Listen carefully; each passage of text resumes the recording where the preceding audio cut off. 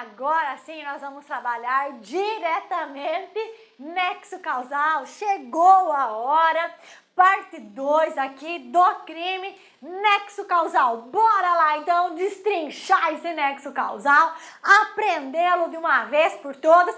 E o próximo bloco, olha galerinha, de 13 a 15 questões só sobre nexo causal e seu rompimento, belezinha?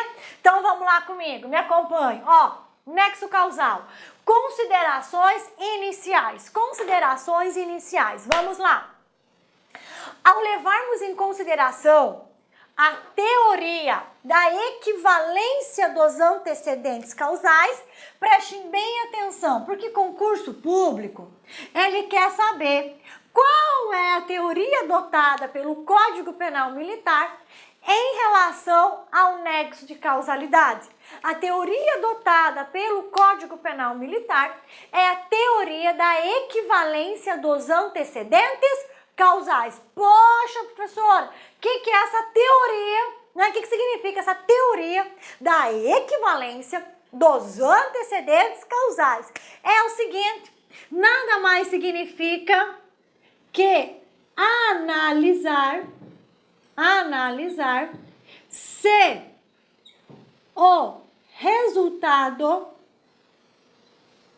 o resultado produzido pelo agente advém da conduta. Tá fraca essa caneta, né, pessoal? Advém da conduta praticada por ele, ok? Significa, em outras palavras, analisar se o resultado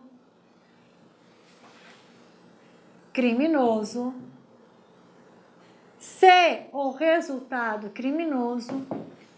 né, advém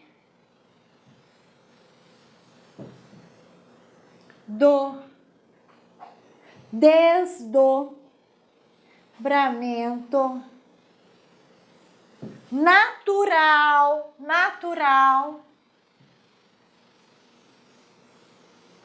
da conduta do agente. Se ele advém, tá, do desdobramento natural da conduta do agente. Isso aqui, galerinha, é muito legal e muito importante. Quer ver? Então, olha só. Teoria dos equivalentes dos antecedentes causais. Vou já antecipar um exemplo que está aqui. Imagine que o soldado Mário, tá? Queira matar, ele quer matar o comandante Costa. Beleza? Beleza. A cena é essa. A situação é essa. Soldado Mário quer matar o comandante Costa. O que soldado Mário faz? Fala, comandante. Tá? Então, ó, aqui eu tenho conduta. Aqui eu tenho resultado. Olha, gente, isso é maravilhoso, hein? Aqui eu tenho conduta. Aqui eu tenho o quê? Resultado, tá? E o que é preciso eu ter para... O que é necessário ter, além de conduta e resultado? O que é necessário existir entre conduta e resultado para que esse agente aqui responda pelo resultado produzido lá? É necessário haver nexo causal. É necessário haver nexo causal. Tá? Então, o soldado Mário fala o seguinte. Então, o soldado Mário deseja praticar a conduta criminosa e produzir no resultado morte no comandante Costa. Beleza? Beleza. Tá? Então o soldado Mário fala assim, ô comandante, seguinte, depois do expediente, bora ali na esquina tomar uma cervejinha, quero conversar com o senhor, matar saudades, enfim. Faz tempo que nós não sentamos como amigos. E o comandante Costa, na inocência, fala, fechou, beleza. Deu 7, 8 horas, eu tô lá. Fala, tranquilo. Soldado Mário se antecipa. Soldado Mário se antecipa. Chega lá no balcão, vê que o comandante já está estacionando o veículo. Se antecipa, vai lá no balcão, pega a cerveja, de preferência do comandante Costa, sabe que é aquela que ele gosta, ok? E ele põe o que na cerveja? Veneno. Ele pega a cerveja e envenena essa cerveja. Quando o comandante Costa senta na mesa, ele fala, ó comandante, tá aqui, já peguei pro senhor, geladinha, bora beber. O comandante Costa, tá? Ele toma essa cerveja. Ele toma a cerveja, toma toda a cerveja. Antes do que o comandante Costa sofra os efeitos do envenenamento, uma viga do bar cai sobre a cabeça do comandante e ele morre de traumatismo craniano. E aí, tem relação a morte, ao resultado, morte por traumatismo craniano, tem alguma relação de causalidade com a conduta do sargento Mário? Tem? Não, não tem nenhuma relação de causalidade com a conduta do sargento, do soldado Mário. Por que não tem? Porque não foi a conduta do soldado Mário que causou o resultado morte. O que causou o resultado morte? Foi o envenenamento ou foi o desabamento de uma viga? O que causou o resultado morte foi o desabamento de uma viga. Nada tem a ver com o envenenamento. Nada tem a ver, tá? Com a conduta de Mário, que envenenou a cerveja. No momento em que a viga, olha só, no momento em que a viga cai na cabeça do comandante Costa, o que acontece? Há um rompimento do nexo causal. Quando a viga cai na cabeça do comandante Costa, rompe o nexo causal, tá? Há uma quebra do nexo causal. O que significa isso? Significa que não foi a conduta de Mário que causou o resultado morte. O que causou o resultado morte foi outra causa, tá? Que outra causa é essa? O desabamento da viga. E nós lemos no artigo 29 do CPM o seguinte, né? Só responde pelo resultado criminoso quem lhe der causa. Nós temos um resultado morte? Temos, tá? Mas foi o soldado Mário que produziu esse resultado morte? Não, foi o desabamento da viga. Então, Mário não responde pelo resultado morte. Mário poderá responder pelo que ele já praticou. O que Mário já praticou? Uma tentativa de homicídio, ok? Então é isso que significa, na prática, rompimento do nexo causal, ok? Rompeu o nexo causal, a gente não responde pelo resultado. Então a teoria da equivalência dos antecedentes causais, ela vai analisar isso. Ela vai analisar se o resultado produzido está no desdobramento natural da conduta do agente. Se o resultado produzido, preste bem atenção, se o resultado produzido estiver no desdobramento natural da conduta do agente, o agente responde por este resultado. Se o resultado não estiver no desdobramento natural da conduta do agente, ele não responde pelo resultado. Neste caso aqui, como que seria o desdobramento natural da conduta do agente? Como que seria? Olha só, seria da seguinte maneira, olha só. Soldado Mário pega a cerveja, envenena a cerveja, entrega para o comandante Costa bebe a cerveja. Minutos depois, o comandante Costa começa a passar mal e morre por envenenamento. Aí sim, galerinha, belezinha. O resultado morte está diretamente ligado ao desdobramento natural da conduta do soldado Mário, ok? Da conduta do soldado Mário, ok?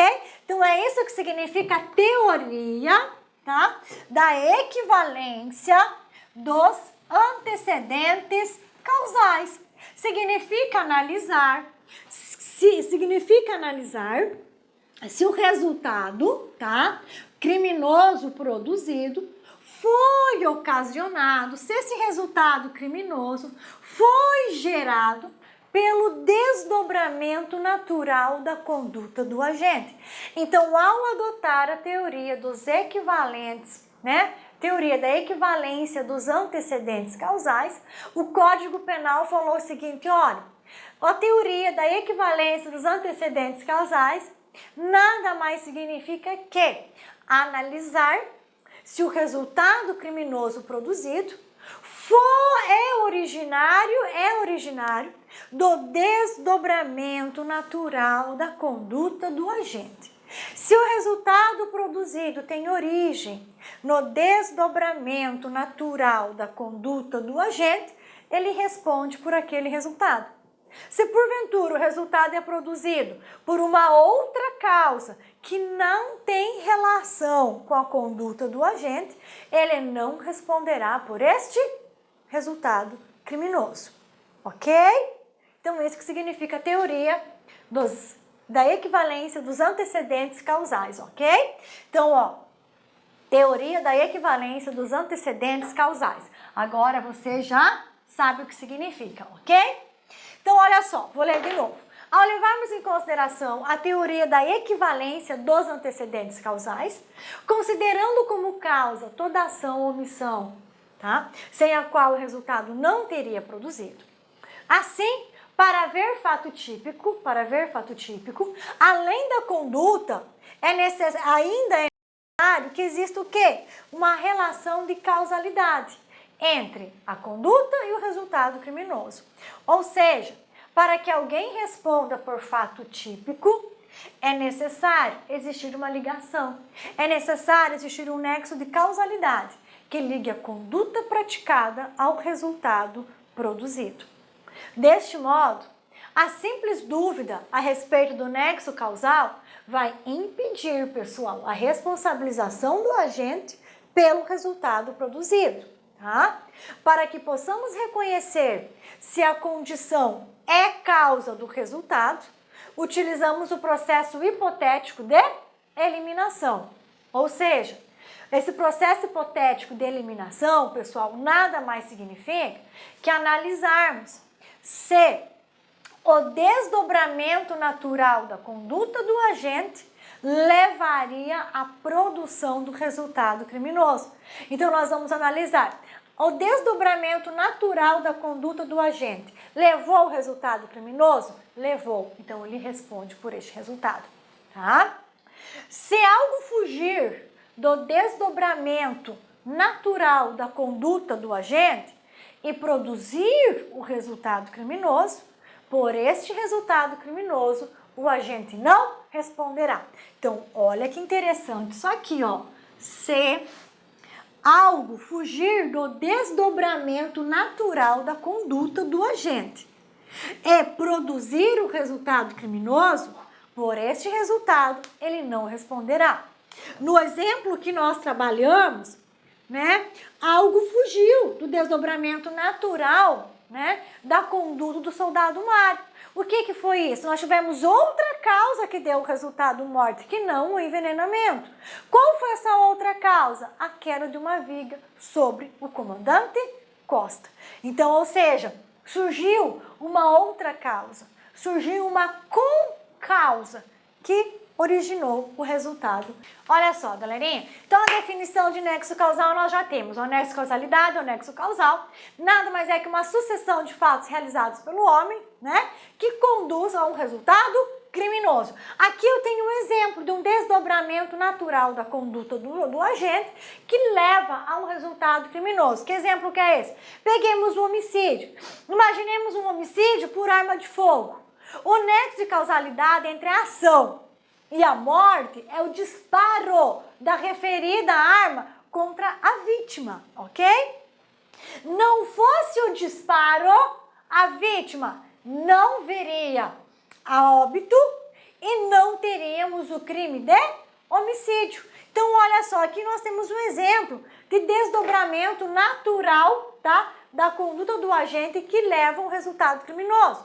Eu tenho um agente que efetua o disparo de arma de fogo. Esses disparos atingem a vítima e a vítima vem a morrer em razão desses disparos, tá? Ou veja, eu alcancei o resultado criminoso morte, a partir do quê? Do desdobramento natural da minha conduta, ok? Vamos lá. Porém, pessoal, agora aqui está o X da questão. Aqui é o X da questão. Porém, há casos em que o nexo causal, ele é o quê? Ele é rompido. Há casos que o nexo causal, ele é quebrado, tá? Por situações que não estão no desdobramento natural da conduta do agente. E são situações que rompem o nexo causal, que produzem o resultado criminoso. Então, olha só que interessante.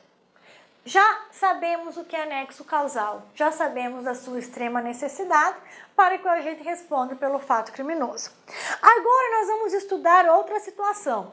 Nós vamos estudar situações, tá, em que o nexo causal é rompido, que o nexo causal ele é quebrado. O nexo causal ele é rompido por uma outra causa, alheia ao desdobramento natural da conduta do agente. E é essa causa alheia, tá, à conduta do agente, é que dá causa ao resultado criminoso. Então, olha só, o nexo causal ele é rompido por uma causa estranha, alheia à conduta do agente. Ele é rompido por uma causa que não tem nada a ver com a conduta do agente. E é essa causa que rompe o nexo causal que vai produzir o resultado criminoso, ok? Quando isso acontecer, quando nós tivermos uma causa que rompe o nexo causal, que nada tem a ver com a conduta do agente, nós falamos o quê? Que são causas absolutamente independentes da conduta do agente. Então, essas são causas absolutamente independentes da conduta do agente que rompem o nexo causal. Essas causas absolutamente independentes que rompem o nexo causal, elas podem ser o quê? Elas podem ser pré-existentes, concomitantes ou supervenientes. Podem ser causas que já existem. Podem ser causas que vão surgir no momento da conduta do agente. E podem ser causas que vão surgir depois da conduta do agente. E todas essas causas, tanto pré-existente, quanto concomitante, quanto superveniente, elas nada têm a ver com a conduta do agente. Se elas nada têm a ver com a conduta do agente, eu as chamo de causa absolutamente independente, que rompem o nexo causal.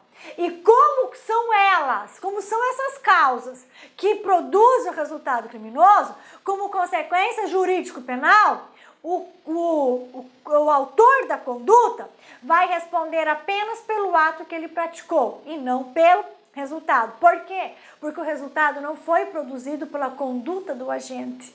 O resultado foi produzido por essa causa absolutamente independente, pré-existente, concomitante ou superveniente. Belezinha? Então, olha só. Vamos dar um exemplo. Soldado Tício, após discussão, desfere 2 tiros na altura do tórax contra seu colega de quartel, Mévio, o qual, por curiosidade, já estava jurado de morte por Romeu, outro colega de quartel, que, ao ver seu inimigo atingido, lhe ataca com golpes na cabeça, o qual vem a falecer por traumatismo craniano e não pelos disparos de arma de fogo. O que aconteceu com Tício, que efetuou os disparos, né, contra Mévio? Tício produziu resultado morte com os disparos da sua arma de fogo? Não. O que produziu o resultado morte de Romeu foi uma causa absolutamente independente à conduta de Tício. Foi a conduta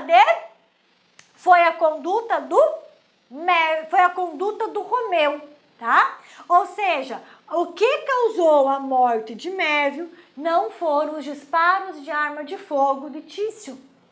Foi outra conduta, foi outra causa, absolutamente independente da conduta de Tício. Foi o quê? Foi os golpes dados por Romeu na cabeça de Mévio. Neste caso, o que aconteceu com a conduta de Tício? Não foi a conduta de Tício que produziu o resultado morte. O que produziu o resultado morte foi a conduta do Romeu. Então, neste caso, Romeu tem nexo causal entre a conduta de Romeu e a morte de Mévio. Então, Romeu responde por homicídio consumado, enquanto Tício responde por homicídio tentado, ok? Então, olha só. Então, veja bem, galerinha, olha aqui a explicação agora, a análise do nosso caso prático. Ó, veja bem, não há que se falar em nexo causal entre a conduta de Tício e o resultado morte de Mévio, pois houve o rompimento do nexo causal entre a conduta de atingir a vítima com arma de fogo e o resultado morte, pois a morte não foi em decorrência dos disparos, mas sim de traumas no crânio causado por Romeu. Então, neste caso, Tício não responde pelo resultado morte, mas apenas pelos atos até então praticados. Então, Tício responde por homicídio tentado e Romeu deu causa direta à morte de Mévio, então vai responder pelo resultado morte. Então, Romeu responde por homicídio consumado e Tício por homicídio tentado. Pessoal, o que o concurso quer saber de vocês é se vocês sabem fazer essa responsabilização aqui jurídico-penal. É se vocês entendem o que é nexo causal, a importância dele e qual é a consequência da quebra deste nexo causal. Ok? Então é isso aqui. Assim, não havendo relação de causalidade entre a conduta do agente e a morte da vítima, não há como responsabilizá-lo pelo resultado. Só responde pelo resultado aquele que deu causa a ele, ok? Ou seja, a consequência legal do rompimento do nexo causal é a não responsabilização do agente pelo resultado. Ou seja, o agente não responde pelo resultado produzido, mas apenas pelos atos até então praticados. Essa é a consequência jurídico-penal do rompimento do nexo causal. Pois, se houve o rompimento do nexo causal, olha que legal isso aqui, pessoal. Que legal, olha isso aqui, muito bacana, olha só. Pois, se houve o rompimento do nexo causal da conduta do agente, não foi a conduta dele que conduziu ao resultado. Ou seja, se houve o rompimento do nexo causal, significa que não foi a conduta dele que conduziu o resultado. Se não foi a conduta dele que conduziu o resultado, ele não pode responder por este resultado, mas ele vai responder somente pelo ato que ele praticou, até o momento da quebra, até o momento do rompimento do nexo causal. Ok? Maravilhoso, né? Então, pois bem, vamos lá. Parágrafo 1º. Voltei o parágrafo 1º aqui, ó. A superveniência de causa relativamente independente exclui a imputação quando por si só produziu o resultado. Os fatos anteriores, os fatos anteriores imputam-se a quem os praticou, ou seja, pelos fatos praticados até o rompimento do nexo causal, o agente irá responder. Pelos fatos praticados até o rompimento do nexo causal, o agente fatalmente irá responder, ok? Bora aqui. No parágrafo acima, o CPM nos apresenta as chamadas concausas, né? Que são aquelas causas que produzem o resultado criminoso. É uma outra causa que surge após a conduta do agente. Por que ela é chamada de concausa, professora? Porque é uma outra causa, tá, que surge depois da conduta do agente. E é essa outra causa que surge depois da conduta do agente é que produz o resultado criminoso. É essa concausa, é essa outra causa que vai produzir o resultado criminoso, ok? Então, olha só, essas concausas, ou causa paralela, ou causa que surge após a conduta do agente, o que elas são, professora? Elas são situações que rompem o nexo causal entre a conduta praticada pelo agente e o resultado produzido, ok?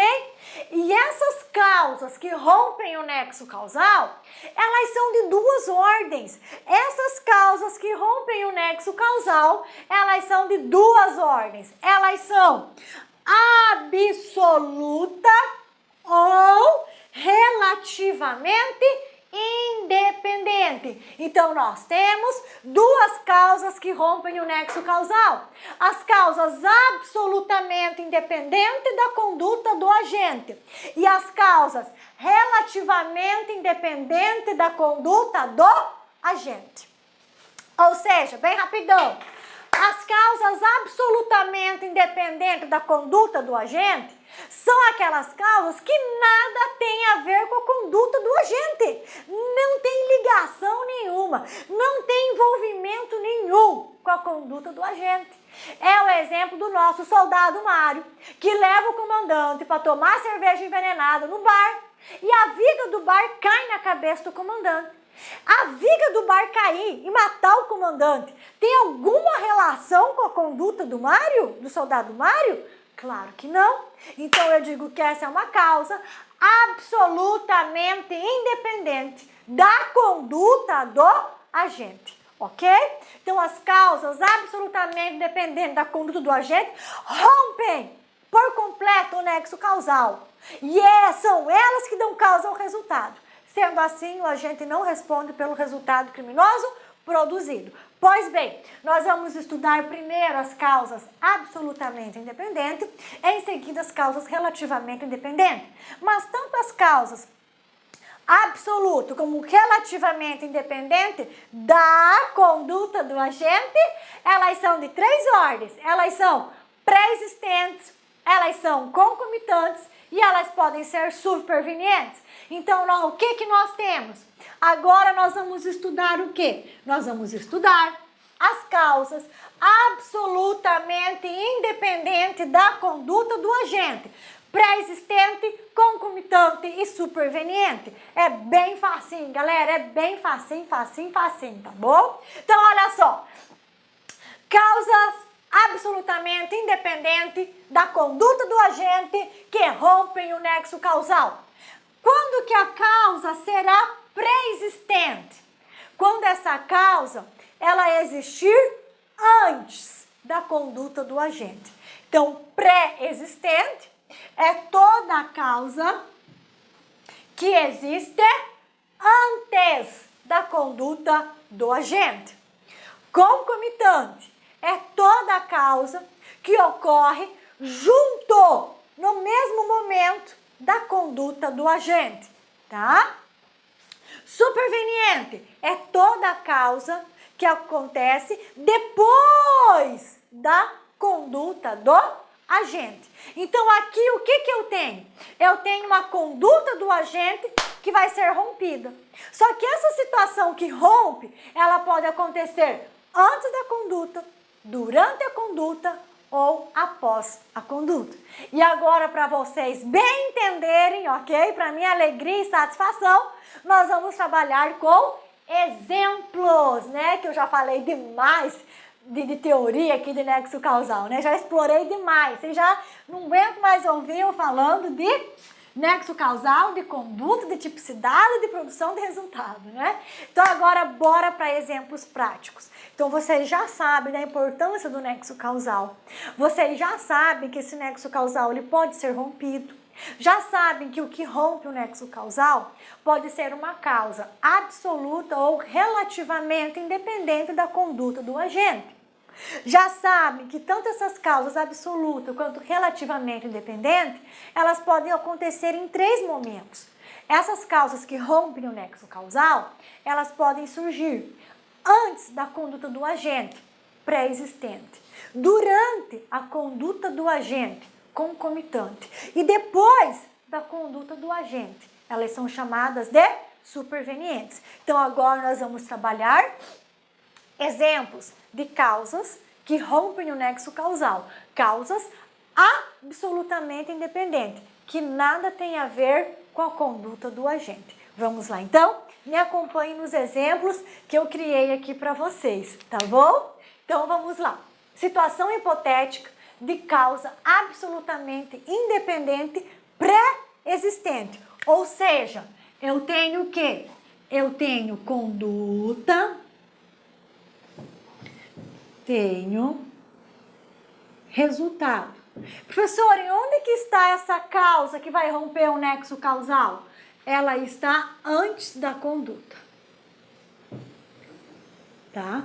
Ela está antes da conduta, ok? Então, aqui eu tenho a causa que rompe o nexo causal. Tá? Então, essa causa que rompe o nexo causal, ela vai estar, se ela está antes da conduta, ela é pré-existente. Se ela está acontecendo ao mesmo tempo que a conduta, ela é concomitante. Se ela ocorrer depois da conduta e antes do resultado, ela é superveniente, ok? Então, vamos lá. Um exemplo, então, de causas absolutamente independente pré-existente. Vamos lá, olha só. Um policial militar efetua disparos de arma de fogo contra outro PM, seu desafeto, o qual minutos antes